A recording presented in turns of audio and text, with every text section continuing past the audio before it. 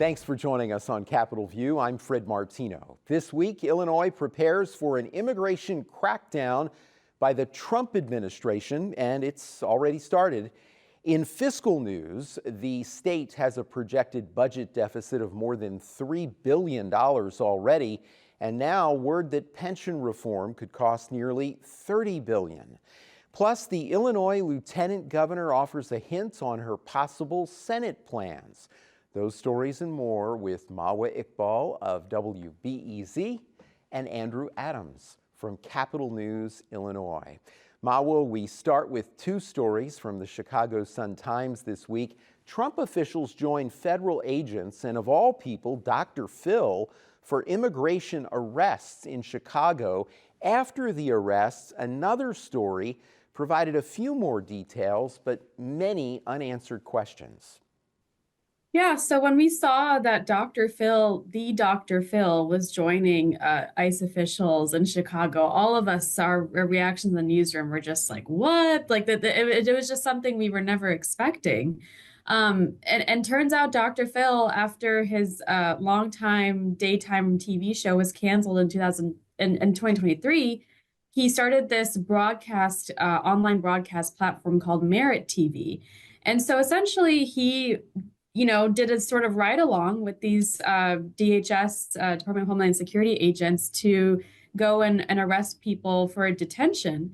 And it was interesting because, no other media outlet has been given this kind of exclusive access. He was allowed to interview our new border czar, Tom Homan, which no other outlet has been able to do.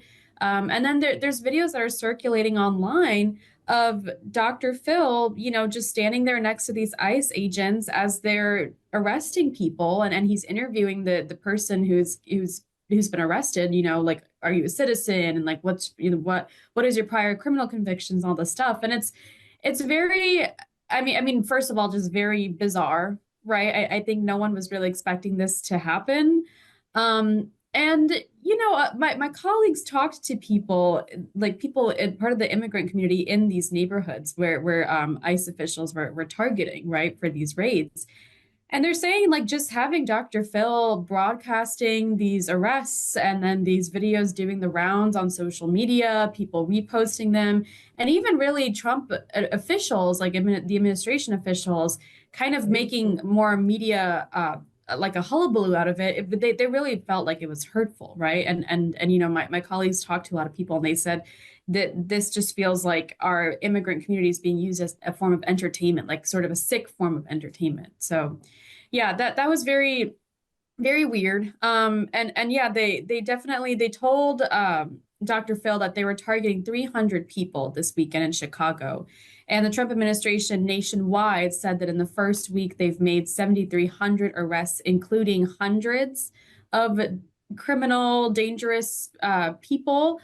It's interesting, though, because, a lot of the fears that people were feeling in the community were that it wasn't just going to be these quote unquote dangerous criminals that would be picked up. It would be a lot of people with different, undocumented status and residency statuses. So, and that's what ended up happening, at least so far in these initial roundups. My colleagues found just through records requests that 2 of the people that have been picked up and arrested by ICE in Chicago were charged with entering the country illegally after they had been deported. No other dangerous felony conviction. It's really just trying or attempting to re-enter. And a lot of elected officials in Chicago have said, like, this is completely not what the Trump administration was saying they wanted to do. They were talking about how oftentimes people who have been deported may want to try to come back to the country to provide for their family who's still here or try to find another path to citizenship. So it's been really tough for a lot of people living in these communities, in these large immigrant communities. They just feel like there's a lot of misinformation and lack of information really like swirling around, kind of gives way to rumors and fear. So, yeah. And of course, lack of information, as you point out, this is something where, again, there are many unanswered questions. And while, we have video of arrests, that seems to dominate coverage. Even though I follow this issue very closely, I was surprised in doing further research and looking at other stories from various outlets that already the Trump administration has also looked at legal immigration, including folks who are seeking refugee protection, a hold on that. And that just doesn't get a lot of attention.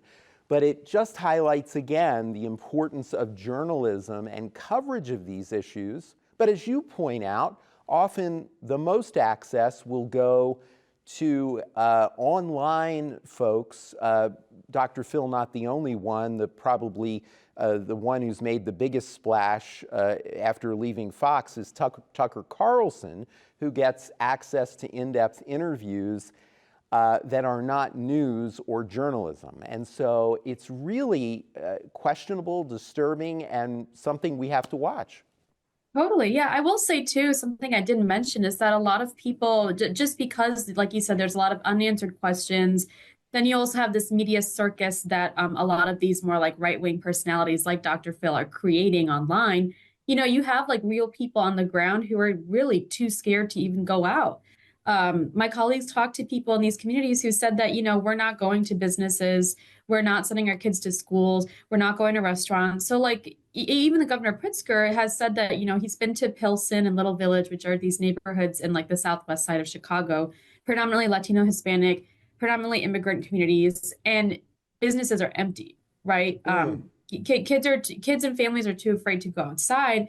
And I think it really does speak to the fact that, you know, a lot of elected officials, including Pritzker, have been claiming that the Trump administration is purposefully trying to withhold information to sow discord, chaos, confusion, and just fear. And I think too, you know, just having this like media attention on some of these people who are, I guess, trying to like build up that, oh no, we are rounding up all the dangerous bad guys, quote unquote bad guys. It's just kind of, you know, obscuring the perception of what's really happening here. You know. Yeah.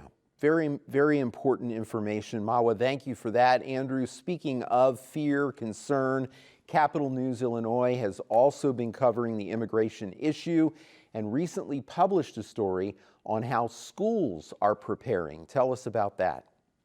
Absolutely. So the state superintendent of schools,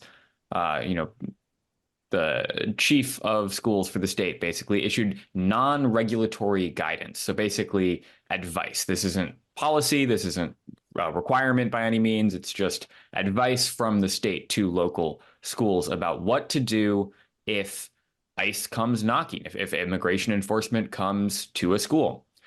This follows the Trump administration rescinding a kind of Biden-era policy that ICE agents and other immigration enforcement agents should not conduct any actions at designated places. This includes schools, churches, kind of special places that, you know, the government doesn't necessarily want to, you know, conduct these actions. And the guidance itself basically reminds school boards, school administrators, what they can and can't do with regards to immigration. So, for example, federal law says that schools cannot share student information or student records under many circumstances, including even if they are subpoenaed by the Department of Homeland Security or ICE. They can't share those records under federal law. It also reminded schools that local law enforcement, and many schools have local law enforcement in schools as school resource officers to help with school security. Those local law enforcement agents cannot help immigration officials in many cases because of a state law that kind of limits the ways the state can support this kind of immigration enforcement. This comes in at a time when a lot of schools are wondering what they can and can't do, what they have to do. So it'll be interesting to watch how schools interpret this guidance and how schools interpret the guidance they are sure to receive from federal immigration officials. Okay, another developing story and something we'll be watching very closely. Mawa, you are in Springfield covering the General Assembly, and we want to talk about something that may be overlooked, but it's very interesting. And for the first time in more than a decade, a Republican will chair an Illinois House committee. Tell us about this. Yeah, so like you said, this is Representative Dan Swanson, who is a Republican from Alpha, Illinois. He, got the call from Speaker Chris Welch that he would chair the House Veterans Affairs Committee. And he said that he was completely not expecting this call at all. You know, that the article goes and describes how when he got the call, he just sank to his feet because he was just so overwhelmed with emotions. He felt like this was a really great honor. And he had served 27 years in the military. So he had worked as a lieutenant, or he served as a lieutenant colonel with the United States Army and the Illinois Army National Guard. He was active duty for 20 years.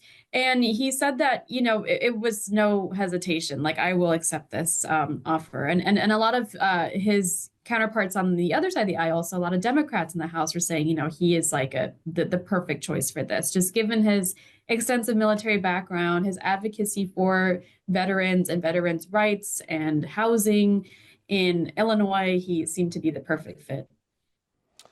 Good to talk about that and to raise awareness of that, because we certainly more often hear of a lack of any kind of bipartisanship. An example here of certainly someone with a lot of background in a position now that is in line with that background. Andrew, of course, there are going to be a lot of difficult discussions too in Springfield. Projections of serious budget problems in Illinois, including a deficit of more than $3 billion in the upcoming fiscal year that has to be addressed. But we found out recently the challenge could get a lot more difficult. Columnist Rich Miller reports on a study that shows pension reform could cost $30 billion. Absolutely. And pension reform is one of the buzzwords in Springfield that comes up all the time. Talk to anyone in Springfield about the big issues facing the state, and pensions will come up every single time. Part of this is because of the way we have set up our state's pension payments over the past 30 years leaves significant unfunded liabilities. So that's, if everyone cashed out their pensions today, what the difference would be between the money we have and the money we would need. There is also an emerging issue that has been getting a lot of attention that gets called the safe harbor provision. Federal law requires that pension systems at least meet the equivalent of what would be offered by Social Security, since if you have a pension, you don't pay into Social Security. And there is concern that some state pensions, the Tier 2 pensions, so everyone hired after 2011, don't meet that requirement, which means that the state would have to step in and provide more funding to the pension system to make sure everyone has that minimum threshold of retirement benefits. So this $30 billion number, where does that come from? The unions representing various government employees have backed this proposal that would bump up some of the benefits to make sure that they meet that safe harbor threshold, and make some other tweaks to add benefits to the pension system, to make hiring easier, to make retention easier, and that kind of thing. Now, that is going to cost a lot of money. Under this union proposal, that would be, like you said, $30 billion. But even the sponsor of the proposal, the legislative sponsor, says that this is not likely going to be the actual fix that gets implemented. It's more of a starting point for conversation to say, this is the threshold that we should be aiming for. How close can we get to that? So there are also other proposals that would cost significantly less, but even those lesser proposals could be putting hundreds of millions or tens of millions of dollars of spending on the state's coffers in the next few years, which, like you said, could mean some tough conversations about what needs to get cut or what taxes need to be raised. Very important context, because as you lay out there, while right now this is something that legislators may discuss and decide on, if they don't in the future, there may be outside forces, whether they be federal regulation or legal action, that would intervene because of that need to match, at least match, Social Security. Very interesting information. Mawa, the future is certainly unsure for pension reform, but we're getting some hints about a possible political future for the Illinois Lieutenant Governor. Tell us more about that. Yes, our Lieutenant Governor, Juliana Stratton, she just started this PAC. It's a federal political action committee called Level Up. And so a couple days ago, she released this video to kind of launch the PAC. And it was really interesting, right? She talked about how, the intent of this PAC is to support candidates and campaigns that would champion the rights of working families. And she said that the goal was to not only showcase Illinois' work in raising the state minimum wage and protecting reproductive rights and championing gun control measures, but to kind of like elevate those laws on like a national scope. And it's fascinating for a lot of people who I guess would consider themselves Durbin watchers, quote unquote, because as you know, right, our U.S. Senator Dick Durbin, he's been in the game for a really long time, right? He was first elected in 1997. So this would be his fifth term in the U.S. Senate. He is the top Democrat and the number two Democrat and the top Democrat in the Senate Judiciary Committee. So he definitely has a high profile nationally when it comes to just like national political electeds. And people are wondering if he's going to run for re-election, right? Like he is 80 years old. He's reaching sort of what a lot of people are saying, the end of his political career.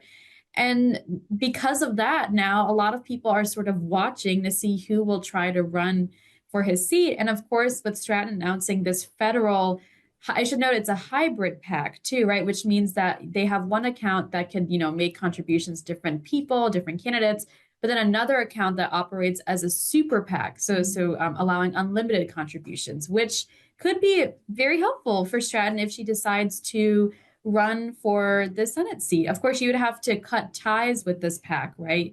But I should note also that the PAC is run by her allies. So it certainly is a signal or a sign that a lot of like political analysis are saying that, could mean that she is definitely eyeing this seat. Certainly, right, but Durbin hasn't said anything. He hasn't really indicated either which way if he would run for re-election or not run for re-election. And of course, there's a question of if Governor Pritzker will run for re-election as governor or if he's setting his sights to a higher office, i.e. the president's office. So we'll see. There's still a lot up in the air, but that certainly was a very interesting development in this whole game, I guess. Yeah, in this race. Well, it will be interesting to see, and we'll wait to hear from the plans for Senator Durbin, and that will certainly tell us a lot more in that particular situation. The pressure may be on there because just this week we heard about Gary Peters in Michigan deciding that he will not run for re-election in Michigan, a battleground state. So Republicans expected to really put effort, I'm sure, in that state to try to find a winning candidate, since there will not be an incumbent senatorial election in terms of that particular race there. Andrew, you reported on our next story recently. You reported on this. The Illinois Supreme Court considered the legality of a law banning venue shopping in constitutional challenges. Very interesting. Tell us about this.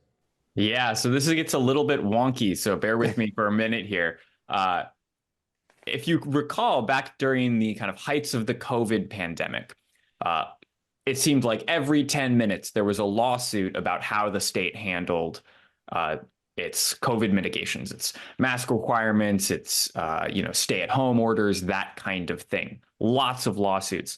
On top of that, over that same few years, there were a lot of challenges to other state laws, like the assault weapons ban and the criminal justice reform, which basically put a lot of pressure on state courts and on state lawmakers, because they knew every big progressive swing that came out of the Democratic supermajority in Springfield would be challenged in court.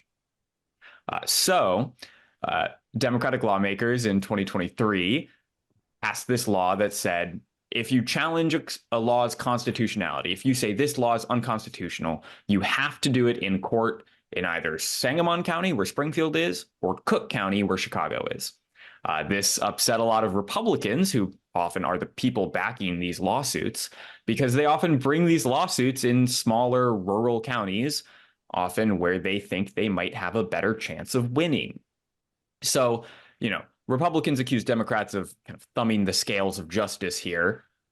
And the Supreme Court in Illinois is now considering whether or not this lawsuit is, or this law is constitutional, because someone brought a constitutional challenge in a downstate county, and